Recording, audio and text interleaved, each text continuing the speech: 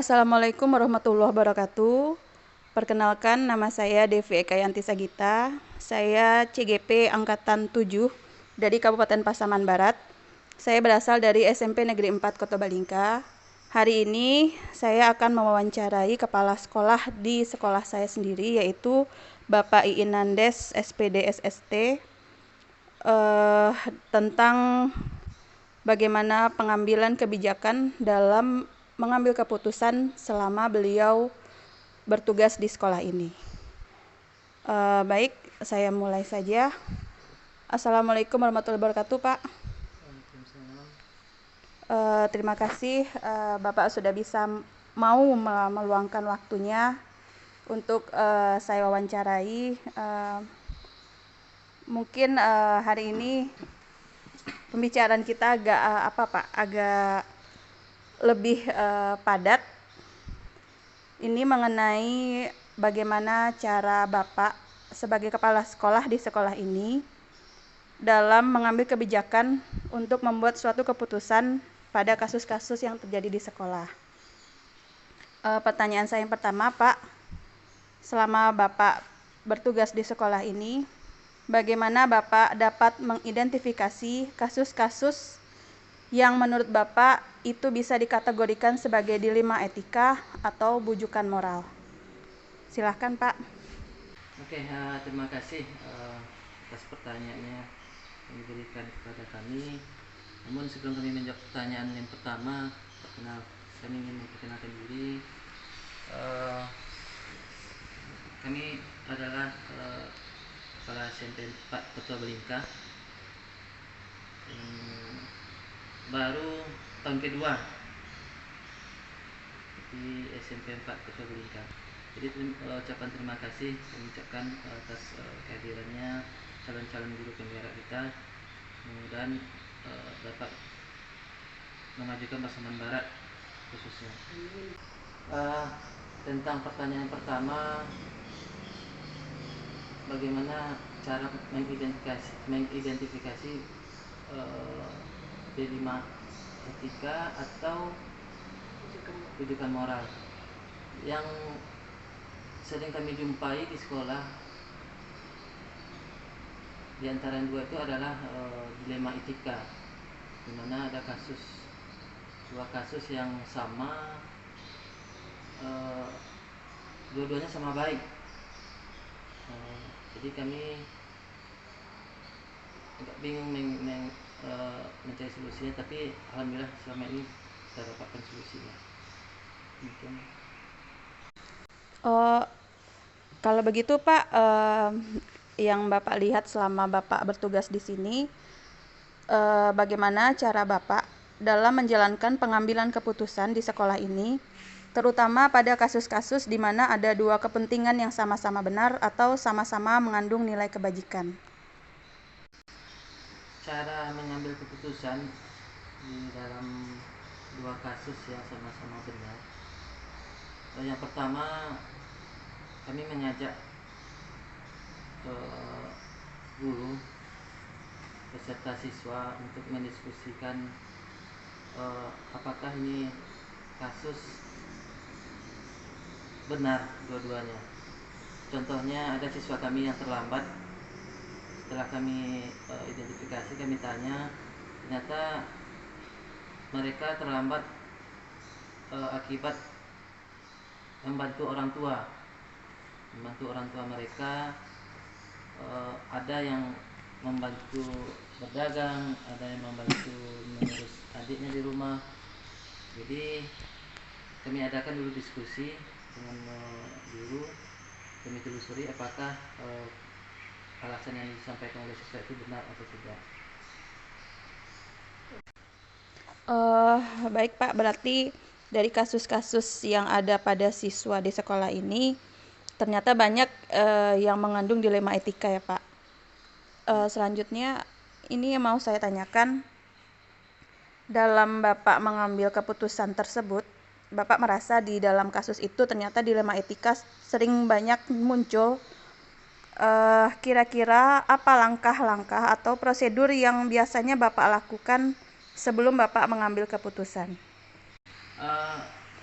langkah yang paling efektif adalah langsung menyelesaikan masalah itu dengan cara konsultasi dengan guru, terutama guru BK ataupun wali kelasnya. Kemudian langsung kita konfirmasi dengan orang tua apakah ini benar atau tidak, agar masalah ini atau kasus ini tidak berlanjut. Karena setelah 2 kali kita temui dengan siswa yang sama, kita tidak ingin lagi terjadi yang ketiga kalinya. Jadi cara efektif menurut kami adalah langsung menyelesaikannya, mengonfirmasi dengan guru yang terkait dan langsung dengan orang tuanya, sehingga masalahnya dapat diselesaikan dan siswa yang bersangkutan tidak lagi melakukan kesalahan yang sama.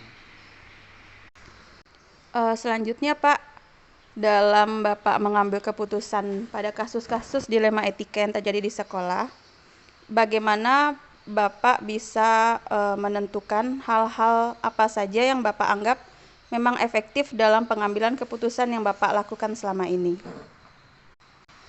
Oke, hal-hal yang efektif yang telah kita lakukan, menurut saya yang sangat efektif itu adalah langsung kita ke individu anak.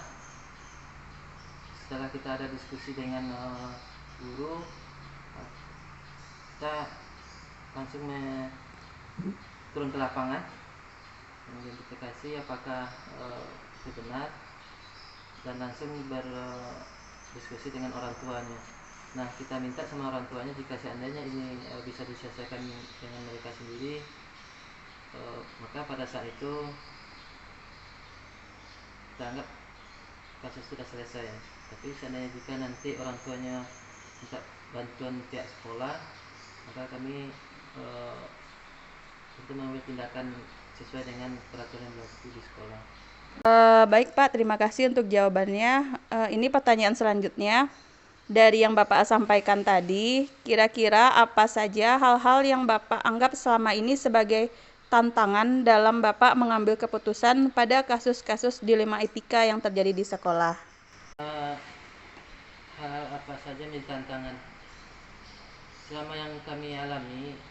Hal yang menjadi tantangan yaitu adalah yang pertama,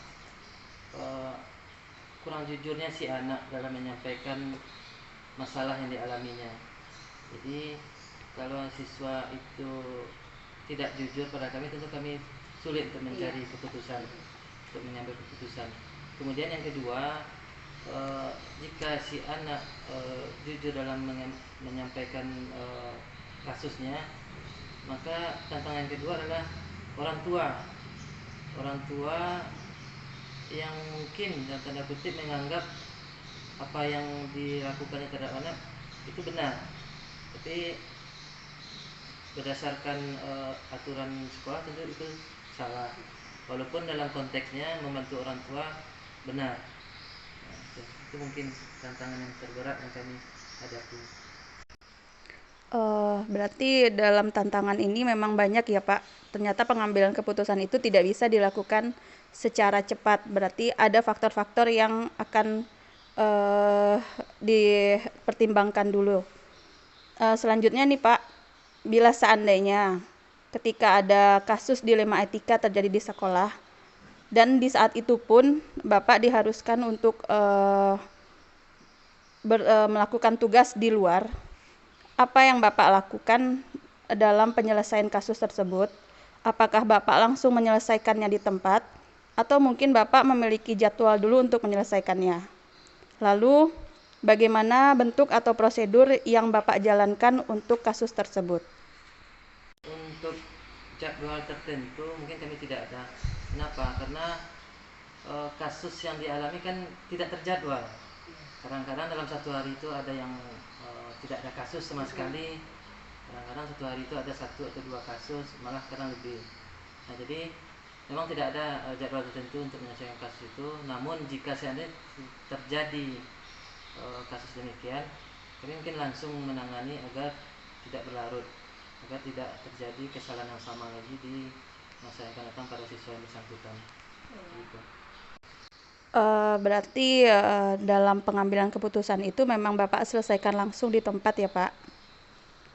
Selanjutnya Pak, dalam Bapak mengambil keputusan pada kasus-kasus yang terjadi di sekolah ini, adakah seseorang atau faktor-faktor yang selama ini bisa membantu Bapak dalam menyelesaikan kasus-kasus dilema etika tersebut?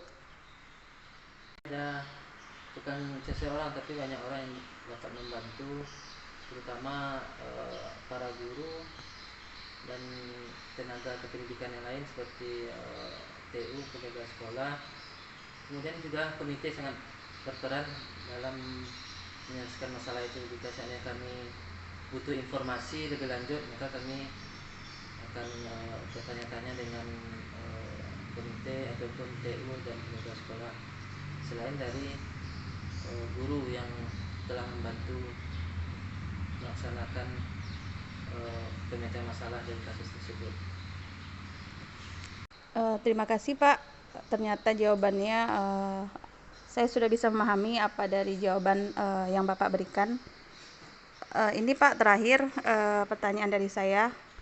Dari semua hal yang sudah Bapak sampaikan, apakah ada pembelajaran yang bisa Bapak petik dari pengalaman Bapak sebagai kepala sekolah untuk mengambil sebuah keputusan pada dilema etika di sekolah ini? Ada, terutama dalam mengambil keputusan. Saya tidak bisa mengambil keputusan sendiri untuk memecahkan kasus-kasus yang dialami di sekolah. Saya harus mengidentifikasi dulu bersama guru, terutama guru yang terkait, guru wali kelas, BK, dan juga tenaga yang lain, pendidikan yang lain, termasuk komite juga, jika itu dibutuhkan. Jadi satu keputusan itu harus dirembukan sehingga menghasilkan keputusan yang terbaik. Karena kalau kita memutuskan sendiri mungkin menurut kita itu terbaik, tapi belum tentu di lapangan. Mungkin itu. Terima kasih Pak untuk semua jawabannya. Terima kasih juga untuk waktu yang sudah Bapak luangkan, sudah mau diwawancarai oleh saya. Saya sudah bisa menarik kesimpulan bahwa ternyata dalam pengambilan keputusan sebagai seorang pemimpin itu perlu adanya kolaborasi dari semua warga sekolah, sehingga adanya manfaat kebersamaan di sini bagi murid, guru, dan semua pemangku kepentingan. Terima kasih Pak untuk waktunya. Bapak sudah mau meluangkan waktu. Saya akhiri. Assalamualaikum warahmatullahi wabarakatuh.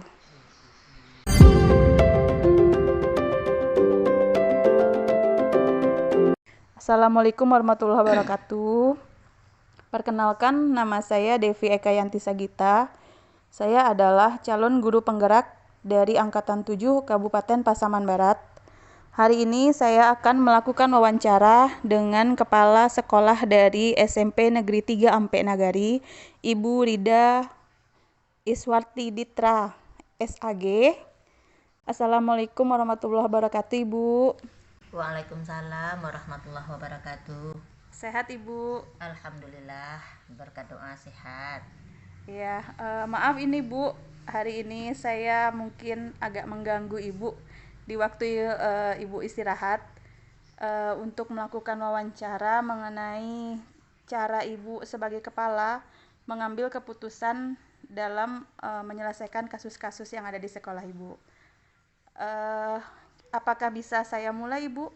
Boleh nggak apa-apa. Baik, makasih ya Bu. Ini Bu, yang pertama yang mau saya tanyakan itu adalah selama Ibu menjadi kepala sekolah di sekolah Ibu, bagaimana Ibu dapat mengidentifikasi kasus-kasus yang menurut Ibu kasus tersebut adalah dilema etika atau bujukan moral? Baiklah, sebelum saya menjawab, saya perkenalkan diri dulu ya Ibu. Nama saya Rida Iswarti Ditra, Kepala SMP Negeri 3 Ampe Nagari. Baiklah, untuk pertanyaan yang Ibu sampaikan tentang identifikasi masalah dilema etika ataupun bujukan moral, itu sepanjang yang saya menjabat sebagai kepala sekolah di sekolah saya, yang saya temukan memang dilema etika Dilema etika yang untuk bujukan moral rasanya belum pernah saya temukan di sekolah, kecuali dilema etika yang berkaitan dengan anak. Seperti yang saya temukan dilema etika, sering kita dapati di sekolah anak-anak yang tidak masuk sekolah atau sering tidak datang ke sekolah. Sebelum saya jelaskan tentang keadaan anak ini, saya sampaikan dulu kondisi sekolah saya. Sekolah saya terletak di daerah areal perkebunan sawit yang rata-rata siswanya itu adalah anak dari karyawan PT. Dan mereka berasal bukan dari daerah tempat tinggalnya, tapi mereka banyak yang berasal dari Nias. Nah, keadaan ekonomi mereka itulah sering yang menyebabkan mereka tidak masuk sekolah, karena mereka lebih cenderung membantu orang tuanya dalam memenuhi kebutuhan ekonomi. Ini bisa kami temukan ketika kami menyelidiki dan bahkan sampai turun ke lapangan memantau bagaimana apa sebabnya anak-anak ini tidak masuk. Ternyata alasan utamanya memang karena mereka lebih banyak yang membantu terlibat aktif dalam kegiatan memenuhi nafkah atau memenuhi ekonomi keluarga. Itu makanya saya katakan dilema yang saya temukan di sekolah lebih banyak dilema etika. Nah, Oh, berarti memang banyak kasus dilema etika ya Bu ya di sekolah. iya. Selanjutnya ini Bu, bagaimana cara Ibu menjalankan pengambilan keputusan di sekolah Ibu, terutama pada kasus-kasus di mana ada dua kepentingan yang menurut Ibu memang sama-sama benar dan sama-sama mengandung nilai kebajikan. Baiklah Ibu, tentang yang Ibu sampaikan tadi memang agak membutuhkan mengorbankan perasaan barangkali. Kenapa? Karena anak-anak yang bermasalah dilema etika tadi, pada dasarnya setiap guru ataupun wali kelasnya mungkin sudah angkat tangan melihat kondisi anaknya yang tidak masuk. Kemudian setelah dijajaki ternyata penyebabnya adalah anak itu memang memenuhi kebutuhan keluarga, ikut membantu orang tuanya. Di satu sisi guru mata pelajaran tidak menerima dengan keadaan anak itu, yang menyebabkan anak itu tidak bisa memperoleh nilai. Di sisi lain sebagai manusia biasa dan kita tahu dengan kondisi anak, rasanya tidak sampai hati kita untuk tidak membantu si anak. Artinya ada dua hal yang bertolak belakang, yang bertentangan. Yang satu ingin mempertahankan si anak agar bisa melanjutkan pendidikannya. Di satu sisi ada guru yang tidak mau lagi karena si anak ini tidak masuk dan tidak punya dasar untuk memberi anak nilai. Nah, untuk keputusan-keputusan yang demikian, mau memberhentikan anak atau tidak memberi anak nilainya betul karena memang anak itu tidak punya nilai. Sementara di sisi lain dengan kondisi ekonomi keluarga si anak tadi dan kondisi kehidupan si anak tadi menyebabkan kita tidak sampai hati dan bahkan ingin membantu si anak untuk tetap melanjutkan pendidikannya juga adalah suatu tindakan yang benar.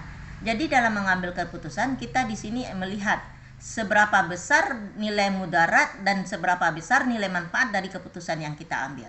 Maka dalam hal ini saya sebagai pimpinan akan berpihak kepada murid dan akan berusaha agar si anak tetap bisa melanjutkan pendidikannya dan memberi masukan kepada sang guru atau wali kelasnya untuk bersabar. Maka karena ini adalah kewajiban dan tanggung jawab kita agar si anak jangan sampai putus sekolah atau tidak mendapatkan nilai sehingga mereka berhenti dari pendidikannya. Demikian kalau saya mengambil keputusan. Ini selanjutnya Bu, apa saja langkah-langkah atau prosedur yang biasanya Ibu lakukan sebelum Ibu mengambil suatu keputusan? Kalau ditanya tentang prosedur dalam mengambil suatu keputusan, tentu hal yang perlu saya lakukan pertama kali, tentu saya harus mengenali dulu nilai-nilai apa yang ada dalam permasalahan tersebut. Sehingga dengan tahunya nilai-nilai itu, kemudian saya juga harus tahu siapa yang harus terlibat dalam situasi tersebut. Maka baru saya akan melakukan mungkin pertemuan dengan orang-orang yang terlibat, kemudian berusaha bekerja sama dan berusaha untuk bisa mengumpulkan data atau fakta yang terkait dengan permasalahan tersebut. Setelah semuanya bisa fakta kita dapatkan, kita betul turun ke lapangan mendata langsung kepada si yang bermasalah atau anak tadi, sehingga kita uji kebenaran data atau fakta yang kita dapatkan tadi. Nah, data yang kita dapatkan tadi itu tentu perlu kita telaah kembali, kita bicarakan kembali sehingga kita bisa menentukan opsi apa yang harus kita ambil. Dalam mengambil suatu keputusan memang kita harus memikirkan dampak yang akan terjadi baik terhadap si objek yang memiliki dilema maupun terhadap si guru atau pihak sekolah itu sendiri. Sehingga keputusan yang diambil itu kita berharap saling menguntungkan dan tidak ada pihak yang dirugikan. Oh, berarti memang dalam pengambilan keputusan itu ada yang harus diperhatikan ya Bu ya? Iya. Baik. Selanjutnya ini Bu, dalam Ibu mengambil keputusan, ada tidak hal-hal yang selama ini Ibu anggap efektif pada kasus-kasus dilema etika yang ada di sekolah Ibu? Dalam mengambil keputusan, hal-hal efektif yang harus kita kuasai itu pertama, itu memang kita harus betul-betul menguasai persoalan yang ada. Nah, untuk menguasai persoalan yang ada, beberapa hal yang bisa kita lakukan. Mungkin kita bisa meminta pendapat atau pandangan dari guru-guru yang mungkin berkontak langsung dengan siswa. Kemudian kita bisa meminta pendapat dari warga masyarakat yang ada di sekitar sekolah. Kemudian hal efektif lainnya yang perlu setelah keputusan kita ambil, kita betul-betul bisa membuat keputusan itu dengan sepenuh hati. Ini dibuktikan bagaimana kita bisa mengevaluasi keputusan yang kita ambil, apakah nanti keputusan yang kita ambil perlu kita revisi atau bisa kita lanjutkan selanjutnya. Lalu Ibu dalam pengambilan keputusan di kasus itu tersebut, kira-kira ada tidak Ibu menemukan tantangan yang terasa pada diri Ibu untuk mengambil keputusan di kasus dilema etika di sekolah Ibu?